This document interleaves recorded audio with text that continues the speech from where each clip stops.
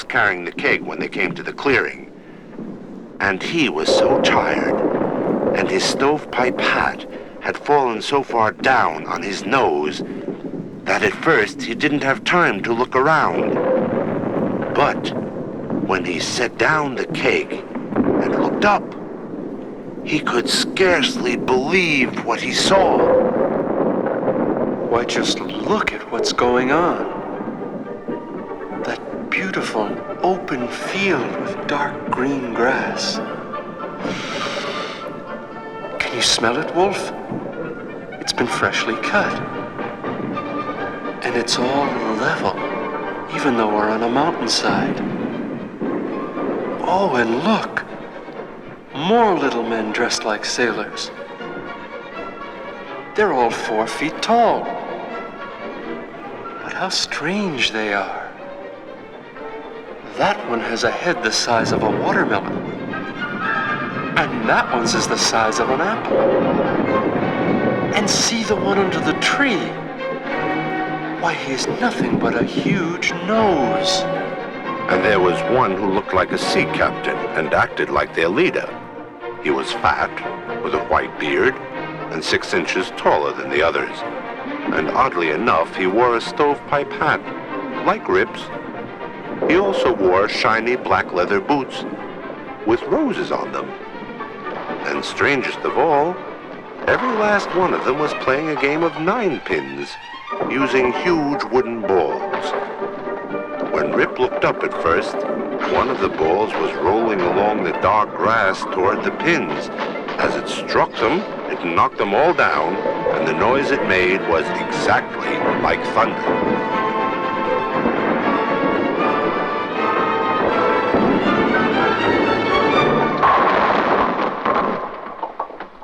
But when the thunder stopped, the clearing fell into silence, and all the peculiar men stared at him. Their gazes were like the looks of marble statues, and Rip became afraid.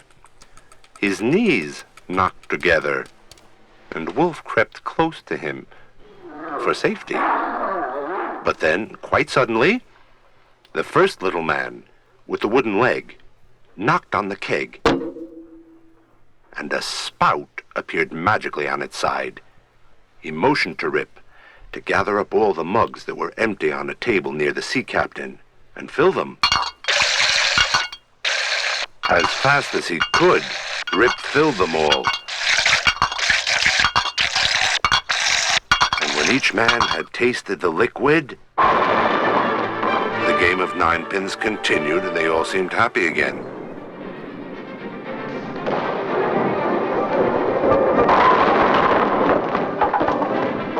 Here, one of the mugs hasn't been used yet. All the little men seem to be taken care of, though, and no one looks left out.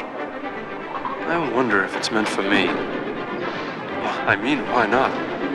Might as well have a little refreshment after all this work.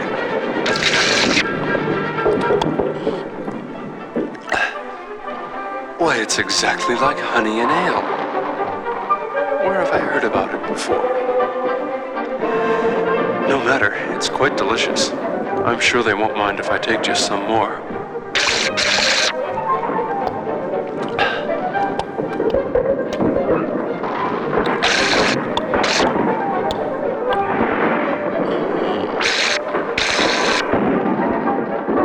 The game of 9 pins grew louder and louder, and none of the little men seemed to mind him now that he had filled their mugs. So he drank again, and still again. He was about to fill up one more time when he noticed that his eyes were growing sleepy and his head was spinning. Oh, how peculiar. I've never felt so dizzy before. Everything's going up and down. All the colors are getting darker. Whoops! There's 2 of everybody. Oh, I can hardly hold this mug. All at once, he could no longer stand, and he sat down quickly to rest against the tree. Quite suddenly, he was in a deep sleep, a sleep as peaceful and as quiet as any he had ever known.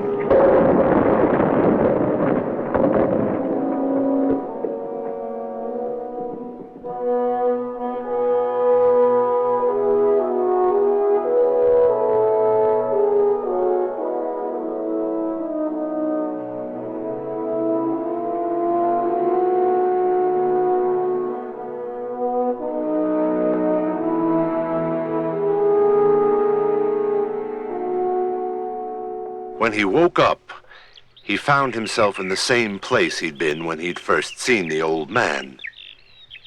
He rubbed his eyes. The sun was shining brightly. Birds were singing and hopping in the trees. And surprisingly enough, there was a warm summer breeze blowing. Instead of the trees being empty as they'd been before, they were full of bright, cheerful leaves. He hoped he hadn't slept the night away because he could imagine the scolding his wife would give him when he got home.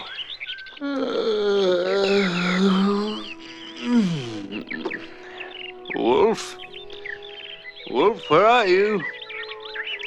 Wolf and Winkle? Yeah, boy. How peculiar. My voice sounds different. Wonder if I caught a bad cold sleeping out like that. Yeah, Wolf! Yeah, Wolf! Silly dog. Where could he have gone to? Wolf and Winkle! Dear. Oh, dear. And whose gun is this next to me? It looks like mine, but it's old and rusted. And the wood on the stock is worm-eaten. I'll bet those funny little men have gone off with my dog and gun and left me with this antique. Rip tried to get up, but he found his bones all full of creaks and aches. He could hardly move properly. And his coat was all tattered and falling to pieces.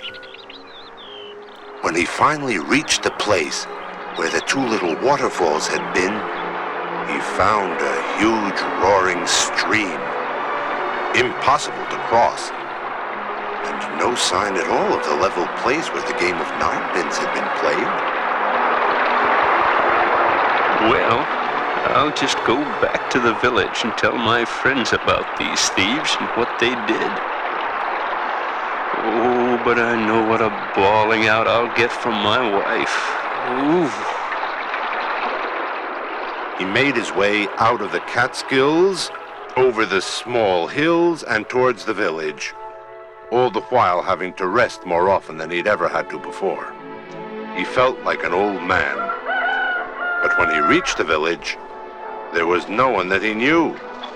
Every face was strange, and all the people were dressed in a different, more modern style. He looked and looked, but he could recognize not a soul. Everyone looked back at him, of course. His clothes were so ruined, and his gun was so rusted. Rip finally grew annoyed that so many strange people in his village would rub their chins in curiosity as he went by, so he rubbed his own and found, instead of his usual smooth chin, a foot and a half of white beard. Feeling very peculiar about all these terrible changes, he hurried to the King George Tavern to find his closest friends. But even there, a change had taken place. The sign seems to be the same, but instead of wearing a red coat, the king is wearing one of blue and gold. And instead of a white wig, he has a three-cornered hat. And instead of a scepter, he carries a sword. And instead of King George, it says George Washington. Now, who could that be? Even worse, the tavern bench was not occupied by easygoing men smoking pipes. There were anxious conversations everywhere. Well, I say it's high time the Second Continental Congress did something about the veterans. Time, for Pete's sake. Battle of Saratoga's hardly over. Things are so muddled, the guy doesn't know whether to vote federal or Democrat. Oh, for crying out loud. Rip had never heard half these words before. Federal, Democrat, Congress. He left the tavern and walked through the village towards his own house. A crowd of yelling children and barking dogs behind him, making fun of his clothes and dirty beard. But when he got to his house, the roof was all caved in. The walls had collapsed, and there was certainly no one living there. An old dog that looked like Wolf poked his head from under some straw and snarled at him. Well, how do you like that? Even my own dog doesn't know me. Here, old man. Who are you, anyway? Coming into the village and making such a fuss with all the dogs and children. I'm not an old man. At least I don't think I am.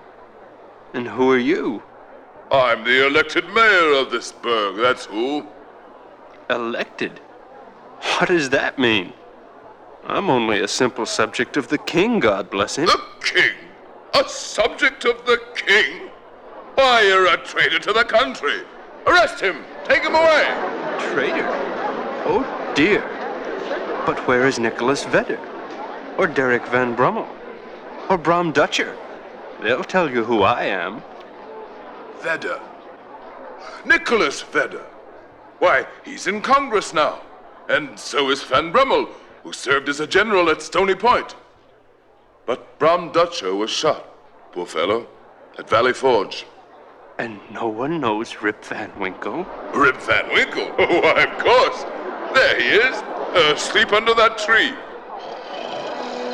Rip looked, and sure enough, there was a young man, the image of himself, asleep under a tree across the road, wearing his own cast-off clothes. Except for the hat he wore, which was three-cornered, the young man could have been himself. Rip took off his stovepipe hat and looked at it sadly. The lid was broken off the crown. The buckle was as rusted as his old gun. The crowd began to whisper about him then that perhaps he was a traitor to the newly formed United States, and that it would be a good idea to get his gun away.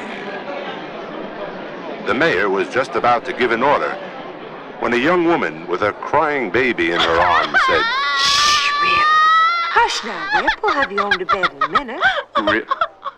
Young lady, did you call that baby by the name of Rip? Yes. Why, there's something familiar about you, too. As familiar as that man asleep under the tree yonder. Who might you be? I'm Katrina Connor. Katrina? Is that truly your name? And tell me then, who was your father? Why, Rip Van Winkle, of course. The poor man went away 20 years ago with his gun and has never been heard from since. His dog Wolf came home alone, and that was the only word we ever had. Rip's eyes filled with tears as he realized that this was his own daughter, fully grown before him, and that the child she held was his own grandson. But before his happiness could take hold, he had to know one more thing. And Rip's nagging wife, what became of her? Oh, she's gone as well. She wandered all over the mountains looking for Rip and died of sheer frustration. Then welcome me home, daughter, for your father has drunk the honey and ale of Henry Hudson and has slept away these last 20 years. Young Rip once, old Rip now, my lazy son asleep under that tree across the street. Does no one know Rip Van Winkle? One by one, the older people of the village came to look into his face, and they each fell back amazed, since they knew him under the white beard and ruined hat. His daughter cried and woke up her sleeping brother, and together they took him to the farm of her husband, a handsome young farmer named Jim Connor, who played the banjo. That very night they had a celebration with music and good food, and a new kind of entertainment called square dancing. And it wasn't very long before Wolf came up sniffing at the old man's clothes and gave a happy bark, recognizing his master of long ago. Good old Wolf.